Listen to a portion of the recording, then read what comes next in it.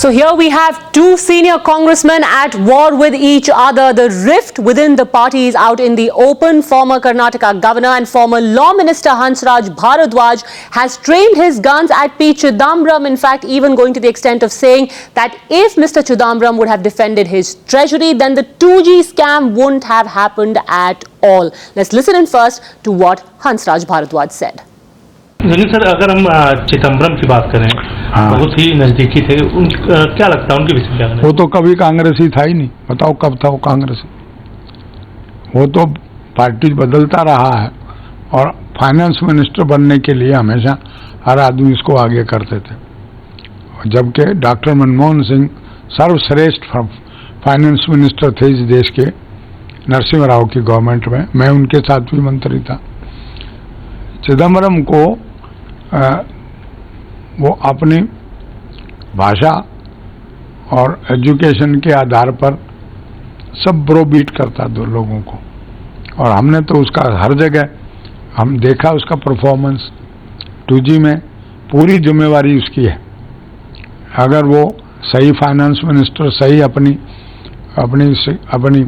Treasury को defend करता तो ये स्कैम होता ही नहीं।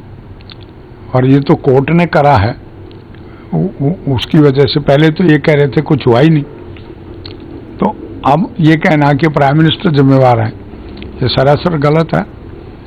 एक तो फाइनेंस मिनिस्टर का काम है ट्रेजरी को स्ट्रांग रखना। A weak treasury means weak government. तो वो कहाँ करा इसने? तो चिदम्बरम कोई हमारा नेता नहीं था। हमारी नेता कांग्रेस अध्यक्ष सोनिया गांधी और doctor Manmohan Singh. Political editor Navika Kumar with us on the phone line now. Navika, earlier, as far as the responsibility for the several scams that dogged the UPA's reputation was concerned, the blame was laid at the door of the former Prime Minister Dr. Manmohan Singh. But now another frontier has been opened. Hansraj Bharadwaj saying that if anyone was responsible, it was P. Chidambaram. Does it seem the sniping within the Congress is getting worse and more personal with each passing day?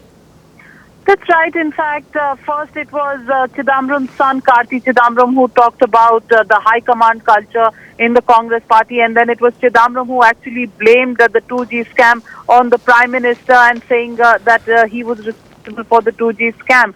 Clearly, the congressmen now in defense completely turning their guns on former Finance Minister P. Chidambaram, Hansraj Bharadwaj taking on P. Chidambaram, and it brings out the split within the Congress right out into the open.